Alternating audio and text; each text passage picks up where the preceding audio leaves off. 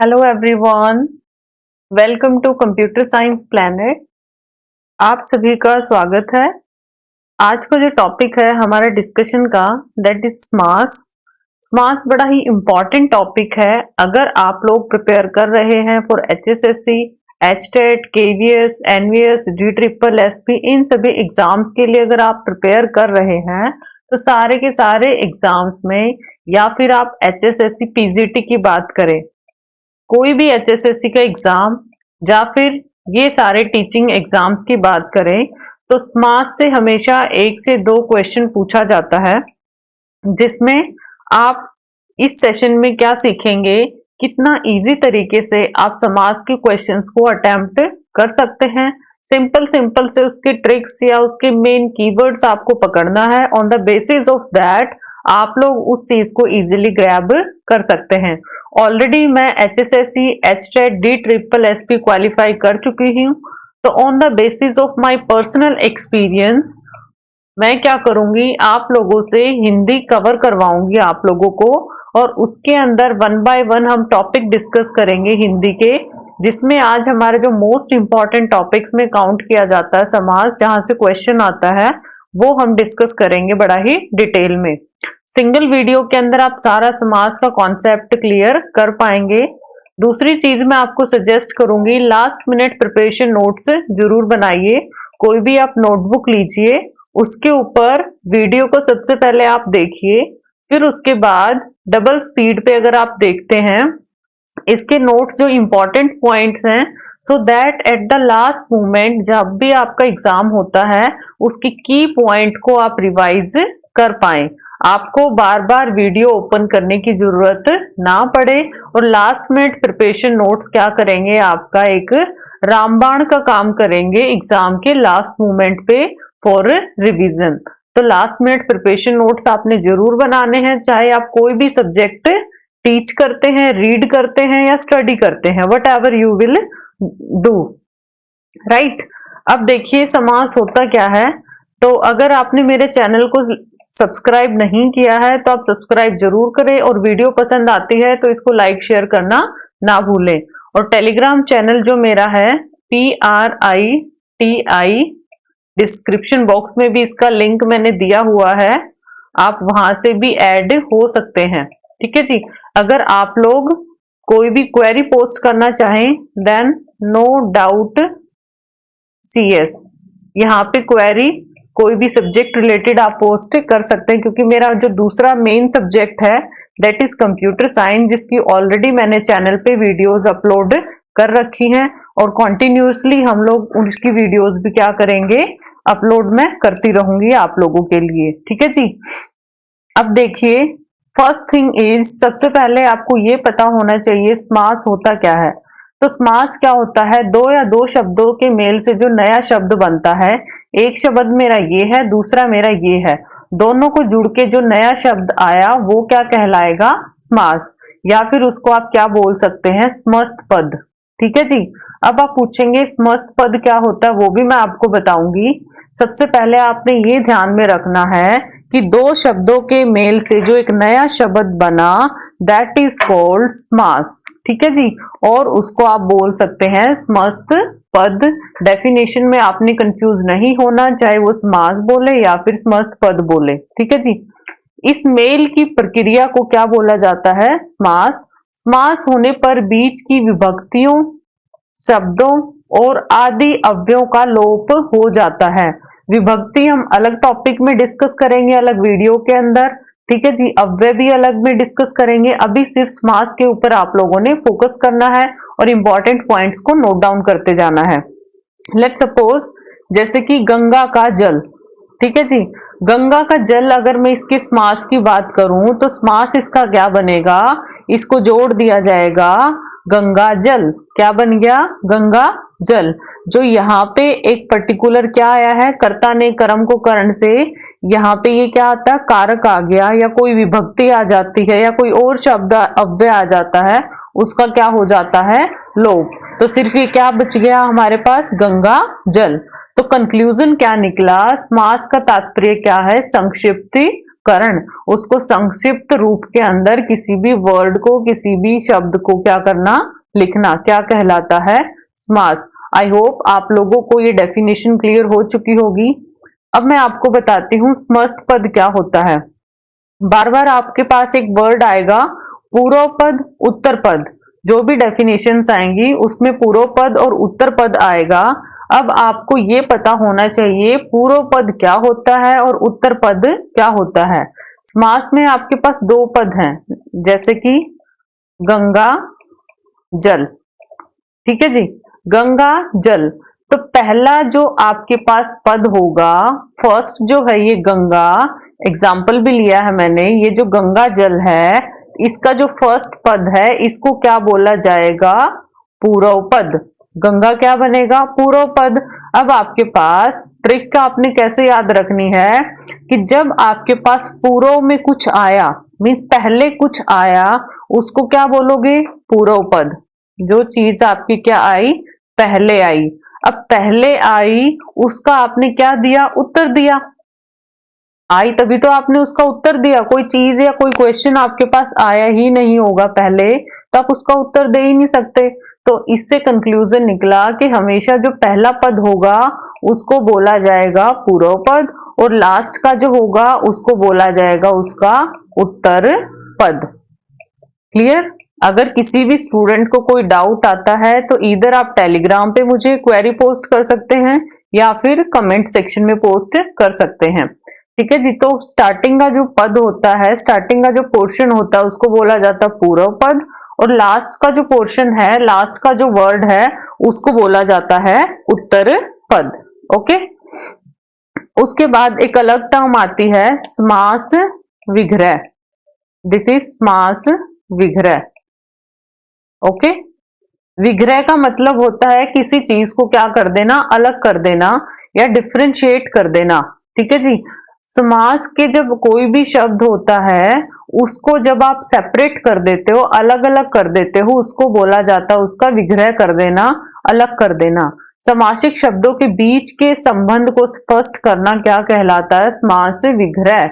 जब आपके पास जैसे था गंगा जल, अब गंगा जल को अगर मैं ब्रेक करूंगी तो क्या बनेगा, गंगा का जल। एग्री। तो इसको क्या कर दिया, ये इसका बन जाएगा समास विग्रह। जैसे कि समास आपके पास क्या दे रखा, राजपुत्र। अब राजपुत्र का अगर मैं विग्रह करूंगी, इसको ब्रेक करूंगी, तो मेरे पास इसका मीनिंग क्या निकल के आएगा, ये क्या बोलना चाहता है कि इसका मतलब है राजा का पुत्र, ठीक है। तो समास विग्रह क्या हुआ, उसका जो प्रॉपर दो समास के बीच में जो संबंध है उस चीज को स्पष्ट करना ही कहलाता है समास विग्रह। समास के 6 भेद हैं बेसिकली, अव्ययभाव, तत्पुरुष, द्विगु, द्वंद्व, बहुब्रीहि और क्रमधारय। ये सारे समास के क्या हैं, 6 भेद हैं। इसके साथ साथ एक और भेद आता है नय, जो कि किसके अंडर में आता है, तत्पुरुष के अंडर में। तो बेसिकली अगर पूछा जाए तो मेन जो है वो आपके क्या है, 6 भेद आते हैं, जो कि 1 by 1 with the help of example हम लोग डिस्कस करेंगे।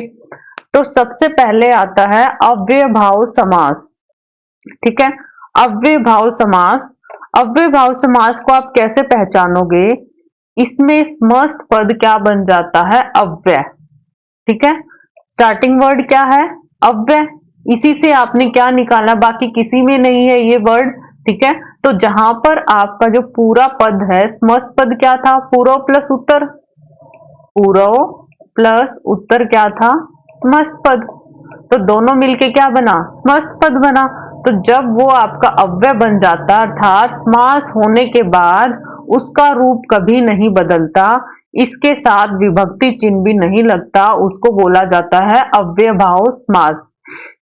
इसकी पहचान की मैं आपको बताती हूँ, आइडेंटिटी कैसे आपने पहचान करनी है। देखिए, जब भी आप अव्यय रीड करेंगे तो उसमें आपने एक रिवीजन लेके देखना, ये जो स्टार्टिंग का वर्ड है हमेशा क्या मिलेगा आपको, अव्यय। आ है, यथा है, यथा विधि है, यथा कर्म है, भरपेट है, हर है, ये सारे क्या हैं, सारे के सारे आपके अव्यय। तो स्टार्टिंग जिसका पद आपको क्या मिल जाए, स्टार्टिंग वर्ड आपको क्या मिल जाए, अव्यय, तो वो क्या बन जाएगा आपका अव्ययभाव समास। ये क्या है, इसकी बेस्ट पहचान करने का तरीका है कि स्टार्टिंग के पद को देख लो, जहां आ, यथा, यथाशक्ति, यथा सामर्थ्य, यथा विधि, यथा क्रम, भरपेट, हर रोज, इस तरीके का स्टार्टिंग का वर्ड आपके पास क्या आ जाए, अव्यय। आंख बंद करके आप वहां पे ऑप्शन करेक्ट कर सकते हो, कौन सा समास आएगा, अव्ययभाव समास। नेक्स्ट एंड इंपॉर्टेंट इज तत्पुरुष समास। जिस समास का उत्तर पद प्रधान हो और पूर्व पद क्या हो, गौण हो, उसे तत्पुरुष समास कहते हैं। इस समास में दूसरा पद प्रधान होता है तथा विभक्ति चिन्हों का लोप हो जाता है। एक बात आपने नोट की, जब अव्ययभाव समास होता है वहां पे विभक्ति चिन्हों का क्या है, लगते ही नहीं, इसके साथ विभक्ति चिन्ह नहीं लगता। और यहाँ भी क्या है, विभक्ति चिन्हों का लोप हो जाता है। और इसमें पहला पद क्या होता है, सॉरी उत्तर पद क्या होगा, प्रधान, मतलब मेन पद क्या होगा, उत्तर, और पूर्व पद क्या होता है, गौण होता है। एग्जाम्पल से आपको ज्यादा क्लियर होगा, क्योंकि तत्पुरुष की पहचान आपको किससे करनी होती है, विद द हेल्प ऑफ कारक। कारक आप लोगों ने सुने होंगे, कर्ता ने कर्म को करण से, संप्रदान के लिए अपादान से, संबंध काके की अधिकरण में पर, ठीक है, ये सारे क्या होते, कारक होते हैं। तो जहां जहां कारक का यूज होता है आपने ये लगा देना है कि this is the part of तत्पुरुष समास। कर्म का मतलब क्या है, गिर हकट, गिर को काटने वाला, मीन्स कर्ता ने, देखिए कर्ता ने, कर्म का पहचान क्या आएगी, को, तो यहाँ पे क्या है, को आ गया, ठीक है। तो इसका मतलब आप क्या बोल सकते हो, कर्म तत्पुरुष है। उसके बाद मन चाहा, मन से चाहा, कर्ता ने कर्म को करण से, यहाँ पे से इसकी पहचान है। के लिए क्या है, ये भी आपकी क्या है, संप्रदान के लिए। अपादान से देश निकाला, गंगाजल, गंगाचल, संबंध बताया इसने, नगरवास, नगरवेवास, मतलब इसके लिए आपको कारक की प्रॉपर सीरीज याद होनी चाहिए, जो कि मैं किसी अपकमिंग वीडियो में आपको बताऊंगी, ठीक है। तो जो भी कारक का इसके अंदर आइडेंटिटी होती है, with the help of that, कि कर्ता ने कर्म को करण से, ये जब इसका आप इसको विग्रह करते हो, आप इजिली इसका आइडिया लगा सकते हो कौन सा तत्पुरुष समास की ये टाइप है। कर्म है, करण है, संप्रदान है, अपदन है, संबंध है या अधिकरण है, तो ये है आपका तत्पुरुष समास, ठीक है। एक इसकी अलग टाइप आ जाती है नय तत्पुरुष समास। नय तत्पुरुष क्या बोलता है, जब इसका पहला वर्ड क्या आ जाता है, नेगेटिव सेंस में बात करता है, नकारात्मक बात करता है, पद क्या होगा, पहला पद निषेधात्मक हो, उसे नय तत्पुरुष कहते हैं। जैसे कि समस्त पद क्या है, असभ्य, देखिए मेन इसका क्या होगा, सभ्य, जो कि कैसी वाइब्स देता है आपको, पॉजिटिव, ठीक है। लेकिन जैसे इसके आगे ए लग गया, ये क्या बन गया, नेगेटिव, ठीक है। अनादि, आदि, अनादि, अनंत, न अंत, असंभव, न संभव, मीन जहां पर नेगेटिव या नकारात्मक स्टार्टिंग का वर्ड आ जाए वो कहलाता है तत्पुरुष समास। मेरी आप लोगों से यही रिक्वेस्ट है, वीडियो के बाद आपने लास्ट मिनट प्रिपरेशन नोट्स जरूर बनाने हैं, तभी आपको हेल्प होगा, और आप लिखेंगे आपको एक एक कॉन्सेप्ट भी क्या होगा, क्लियर, और लास्ट मोमेंट पे रिवीजन में भी आपको हेल्प होगी। नेक्स्ट इज थर्ड नंबर है जो मेरा, वो है कर्मधारय समास। जिस समास का उत्तर पद प्रधान और पूर्व पद व उत्तर पद में विशेषण विशेष्य अथवा उपमान उपमेय का संबंध हो, वह कर्मधारय समास कहलाता है। जैसे कि जो इसका पूर्व पद है, पूर्व पद प्लस उत्तर पद, इसमें क्या है, विशेषण और विशेष्य, मतलब आपस में क्या किया जाए, कोई विशेषता बताई जाए, कोई कंपैरिजन किया जाए कि वो उसके जितना खूबसूरत है या उसकी इस तरीके की क्या है, बुद्धि है, ठीक है। तो जब कंपैरिजन या विशेषण विशेष्य की बात आए पूर्व पद में या उत्तर पद में, वो कहलाता है कर्मधारय, मीन्स कर्म को धारण करना, ठीक है। कोई कर्म को धारण करना कहलाता कर्मधारय। एग्जाम्पल से क्लियर होगा, चंद्रमुख, कंपैरिजन, चंद्र क्या है, चांद, ठीक है जी, चांद जैसा मुख, ये समस्त पद है, विग्रह किया क्या आया, चांद जैसा मुख, मतलब जो इसके अंदर मुख है, पूर्व जिस समास का उत्तर पद प्रधान होता है और पूर्व पद व उत्तर पद में क्या है, प्रधान क्या हुआ, मुख, क्योंकि ये क्या है, इसी के साथ तो कंपैरिजन किया गया चांद के साथ, और ये क्या है, विशेषण विशेष्य का इसने रोल प्ले किया इसके साथ। ठीक है, तो चंद्र जैसा मुख क्या बन गया, इसका विग्रह, तो कर्मधारय के एग्जाम्पल। उसके बाद देखिए देह लता।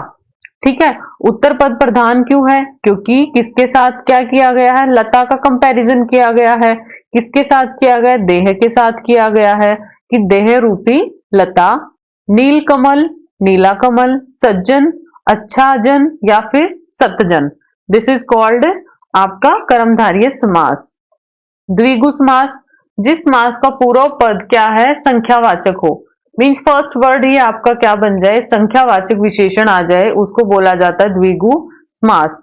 जैसे नौ घर है, नवगर है, त्रि का मतलब 3, नव का मतलब 9, अठ का अठन्नी, दोपहर, दो आ गया, चौमासा, शताब्दी, ये सारे क्या है, फर्स्ट पद इनका क्या है, संख्यावाचक, किसी न किसी क्या है, संख्या का बोध करवाता है, वो कहलाता है द्विगु समास। ठीक है, नेक्स्ट इज द्वंद्व, जिस समास के दोनों पद प्रधान हो, मीन्स दोनों ही पद क्या रहेंगे, प्रधान रहेंगे, और विग्रह करने पर बीच में क्या आएगा, और, अथवा, या, एवं, बीच में जब आप इसको ब्रेक करेंगे तो इन वर्ड्स की हेल्प से आप ऑटोमेटिक उस चीज को ब्रेक करेंगे तो आपको आइडिया हो जाएगा वो कौन सा है, द्वंद्व समास है। देखिए कैसे दोनों पद प्रधान हैं, अब ऑटोमेटिक है, दोनों ही अपने आप में प्रधान होंगे तो दोनों के बीच में क्या होगा, द्वंद्व होगा। ठीक है, द्वंद्व क्या है, लड़ाई की सिचुएशन होगी, तो आपने कैसे याद रखना है कि भी दोनों पद प्रधान है और दोनों के बीच में क्या चलता है, द्वंद्व चलता है, कि मैं ज्यादा बेस्ट हूं या फिर मैं ज्यादा बेस्ट हूं। ठीक है, तो इस तरीके से आपने डेफिनेशन को याद रखना है, और बीच में जब विग्रह करेंगे तो सिंबल क्या आएंगे, और, अथवा, या, एवं, ये बीच में क्या लगते हैं, सिंबल लगते हैं। पाप पुण्य, पाप और पुण्य, सीताराम, ऊंच नीच, मीन जोड़े के अंदर इसमें हमेशा वर्ड आता है, जैसे अच्छा बुरा, ऊंचा नीचा। ठीक है, पाप पुण्य, सीताराम, ऊंच नीच, अन्न जल, खरा खोटा, राधा कृष्ण, हमेशा किस में आता है, ये जोड़े में काम करता है। जब ब्रेक करते हैं बीच में हमेशा क्या आएगा, और, अथवा, या, एवं, ये चीजें लगेंगी। Now the last but not the last point, बहुब्रीहि समास, जिस समास के दोनों पद अप्रधान, पॉइंट देखिए नोट कीजिए, द्वंद्व में क्या थे, क्योंकि दोनों ही प्रधान थे उनके बीच में क्या रहता था, द्वंद्व रहता था। बहुब्रीहि में क्या है, अप्रधान है, और समस्त पद के अर्थ के अतिरिक्त कोई सांकेतिक अर्थ प्रधान होता है। कहने का मतलब क्या है कि इसके अंदर दोनों पद ही क्या रहेंगे, अप्रधान, और जब इसका विग्रह करेंगे, ठीक है, या फिर इसकी जब बात करते हैं तो ये क्या विग्रह करने पर ये किसी चीज का क्या देते हैं, संकेत देते हैं।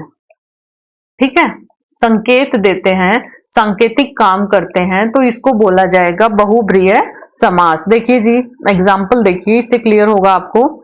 दशानन, सबने सुना है दशानन, 10 है आनन, मतलब उसके आनन क्या है, 10 है, आनन का मतलब होता है मुख। ठीक है, 10 आनन है। अब ये बताइए 10 आनन हमेशा किसके लिए यूज किया जाता है, किसके लिए संकेत किया गया, दैट इज रावण। नीलकंठ, नीला है कंठ, मतलब कंठ उसका क्या है, नील है, कौन से किसकी तरफ संकेत किया गया, शिव जी की तरफ। सुलोचना, सुंदर है जिसके लोचन, सुंदर लोचन जिसकी आंखें सुंदर हों, अर्थात मेघनाद की पत्नी। मीन्स कंक्लूजन क्या है, जब आप लोग किसी भी समास की विशेषताएं तो देखते ही देखते हैं, लेकिन उन विशेषताओं की हेल्प से किसी थर्ड पर्सन या किसी और के लिए संकेत करते हैं, वो कहलाता है बहुब्रीहि समास। ठीक है, जैसे कि लंबोदर, लंबोदर क्या है, जिसका लंबा उदर है, और लंबा उदर किसका है, गणेश जी का। ठीक है, तो ये था आपका समास, कंप्लीट आपका समास चैप्टर था। एक ही वीडियो में आप कंप्लीट समास को गेट कर सकते हैं। तो अगर मेरी वीडियो आपको पसंद आती है, इसको लाइक शेयर जरूर करें और सब्सक्राइब करना ना भूलें। हिंदी की और भी सीरीज में अपलोड करूंगी वीडियोस की, और कंप्यूटर साइंस सब्जेक्ट है जो कि बेसिकली मेरा, उसकी सीरीज भी मैं आपको अपलोड करूंगी। उसके साथ साथ पेपर 1 भी एनटीए नेट का साथ साथ हम लोग वर्क करेंगे। तो अगर आप लोगों को कोई भी प्रॉब्लम है, आप कमेंट सेक्शन में पोस्ट कर सकते हैं सब्जेक्ट रिगार्डिंग, या फिर आप टेलीग्राम पे पोस्ट कर सकते हैं। ठीक है जी, तो चैनल को सब्सक्राइब करना ना भूलें, और इसी एक सिंगल वीडियो के अंदर आप पूरे स्मार्ट टॉपिक जो कि इंपॉर्टेंट है उसको कवर कर सकते हैं, और लास्ट मिनट प्रिपरेशन नोट्स बनाना ना भूलें। आज के लिए इतना ही। Thanks a lot, have a nice day.